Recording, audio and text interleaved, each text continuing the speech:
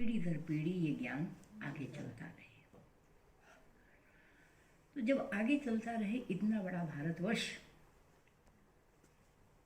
तो अलग अलग जगह की अलग अलग जलवायु, अलग अलग उच्चारण, तो उच्चारण भेद होने लगे।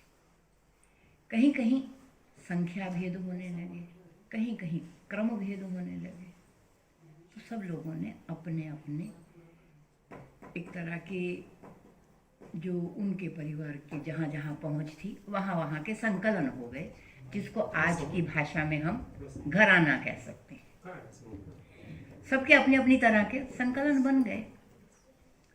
अब वो जो संकलन तैयार हो गए तो वो सारे मौखिक हैं, अभी तक लेखन कला नहीं है हमारे पास, मौखिक हैं सब। तो जब ये मौखिक परंपरा में चले तो ये मुझे तो पता है, लेकिन मेरे बच्चे को नहीं ना पता, या मेरे पास कोई जिज्ञासु आया है उसे नहीं मालूम ना। तो उसके लिए हम क्या करेंगे? उसके लिए तरीके अपनाए गए। तो पहला ज्ञान कौन है? शाश्वत ज्ञान है। पहला गुरु कौन है? ज्ञान ही स्वयं गुरु है। ज्ञान ही गुरु है और कोई नहीं है। लेकिन दूसरी अवस्था में गुरु तो ज्ञान है, लेकिन शिष्य कौन है? ऋषि हो गया। उसने साक्षात उसका दर्शन कर लिया। अब अवस्था आगे की आई। जिस ऋषि ने दर्शन किया उसने अपने आसपास के लोगों को, वंश का व्यक्ति भी हो सकता है, सामान्य भी हो सकता है। वेद में एक बड़ी विशेषता है कि उसमें कोई जाति, स्थान, धर्म, गुण, कर्म, कोई भेद नहीं है। वो एक नैसर्गिक व्यवस्था है और उसमें सारे विश्व की भावना है। तो अब वो सब होने के बाद क्या हो गया? तो अपने अपने स्थान में कोई ऐसे साधन भी नहीं थे कि मैं कितनी दूर तक जा सकते हैं। तो जहाँ जहाँ जो जो छोटे छोटे कुटुंब बन गए, जो जो छोटे छोटे कुल बन गए, उनमें उनकी व्यवस्था चली। तो उनको दूसरों को ज्ञानवान बनाने की परंपरा चली। तो यही यास्क एक निरुक्त के आचार्य हैं, उन्होंने कहा साक्षात कृत धर्माणा ऋषियो बभूवु ते अवरेभ्य। उन्होंने दूसरों के लिए, दूसरे कैसे? असाक्षात्कृत धर्मेभ्य, जिन्होंने साक्षात्कार स्वयं नहीं किया था या नहीं कर सकते थे या हालात नहीं थे ऐसे, या उनको जरूरत ही नहीं थी, तो ज्ञान पहले से ही आ गया था, कुछ भी कारण रहे होंगे। तो ते अवरेभ्यो असाक्षात्कृत धर्मेभ्यो उपदेशेन, उपदेश के द्वारा मंत्रान संप्रादु, उन मंत्रों का उन्होंने उपदेश के द्वारा उनको क्या करना शुरू किया? ज्ञानवान बनाने की परंपरा चल पड़ी।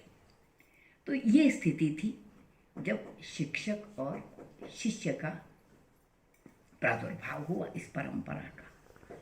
तब भी हमें शिक्षक शब्द नहीं मिलता, वहाँ शब्द मिलता है आचार्य। तो तब एक व्यवस्था बनी, तब एक अनुशासन बना कि कैसे सिखाना है, कैसे सिखाना है। आश्रमों में सिखाना है तो गुरु का घर आश्रम है और गुरु ही उसको सिखाएगा, तो वो बालक रहेगा कहाँ? वहीं रहेगा।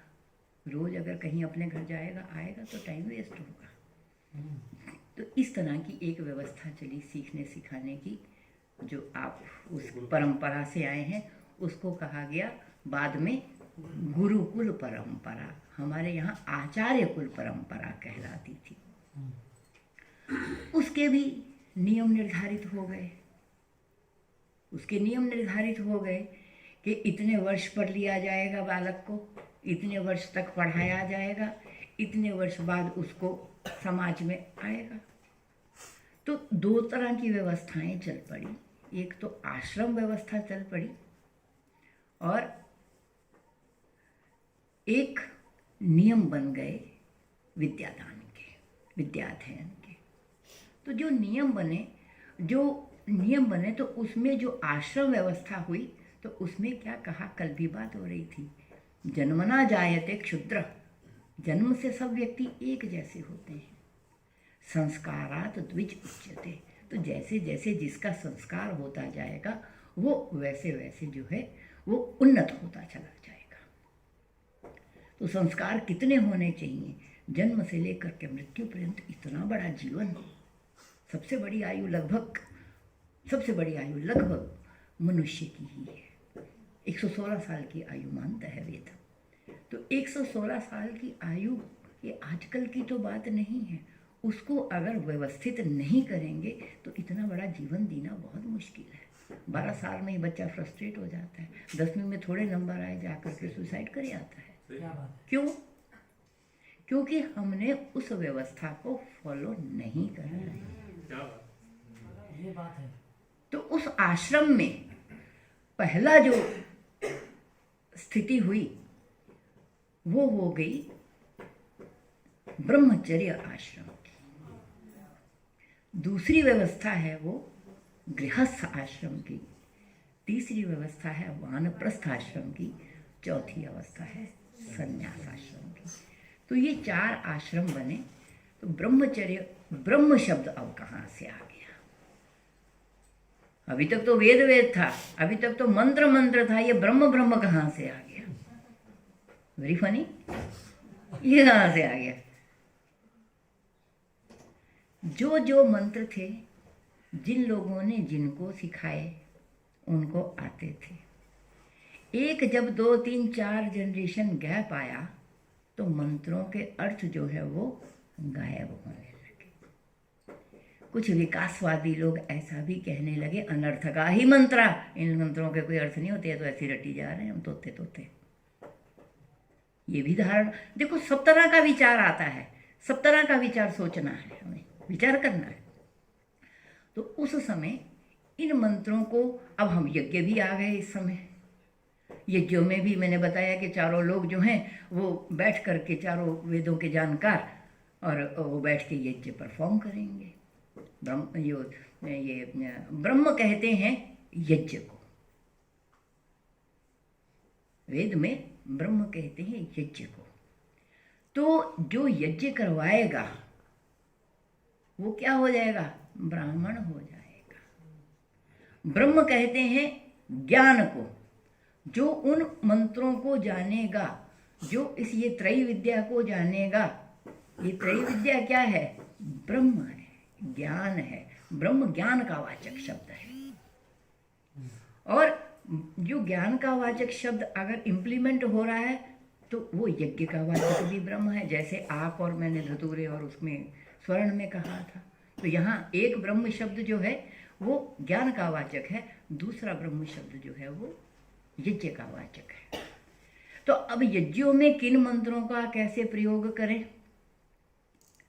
कौन सा हम रजिस्टर ग्रुप ऑफ मंत्र सिलेक्शन करके उच्चारण करें, कौन सा सिलेक्शन हम करके आहुतियाँ दें, यजुर्वेदी करें, कौन से मंत्रों का उद्गाता गान करें, सामवेदी गान करें, और कौन से मंत्रों को, कौन सा यज्ञ परफॉर्म करने के लिए ब्रह्मा की जरूरत पड़ेगी कि शांतिक पौष्टिक कर्म करने पड़ सकते हैं, पढ़ते नहीं थे, पढ़ सकते हैं, प्रोविजन था।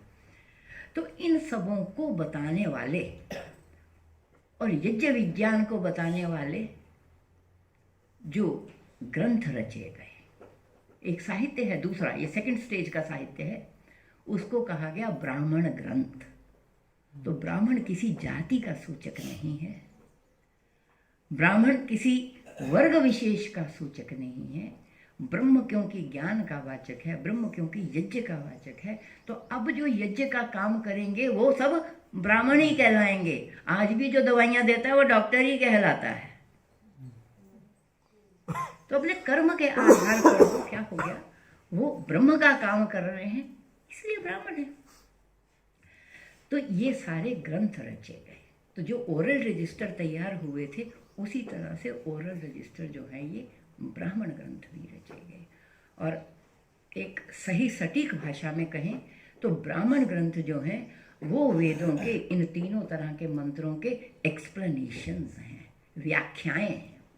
तो ये व्याख्या ग्रंथ हैं एक्चुअली ब्राह्मण। तो इन ब्राह्मणों में कौन सा यज्ञ में कौन सा वो सामगान करना चाहिए या कौन सा ऋग्वेद का मंत्र पढ़ना चाहिए, तो उस मंत्र का अर्थ भी बताते हैं, उस मंत्र का विनियोग भी बताते हैं, उससे लाभ क्या होगा ये भी बताते हैं। मैंने पूरे चर्चा करी 3 तरह के मंत्रों की त्रय विद्या की। मैंने स्वर्ग का नाम नहीं लिया था, आपने देखा होगा। वहाँ दर्शन हुआ, मंत्र लोगों को पता था।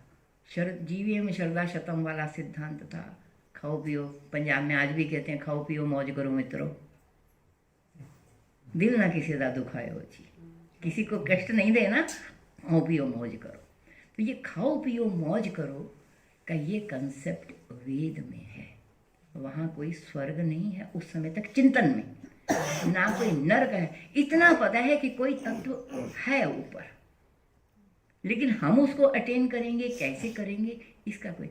ये जब यज्ञ आए उसी समय स्वर्ग की कल्पना आ गई कि जैसा हम यहाँ जीवन जी रहे हैं, अच्छा वैसा ही जीवन हम मृत्यु के बाद भी जिए। तो ऐसा कौन से कर्म करें? तो कृष्ण ने भी कहा है यज्ञो वही श्रेष्ठ तमा कर्म, यज्ञ ही करना तो श्रेष्ठ कर्म है।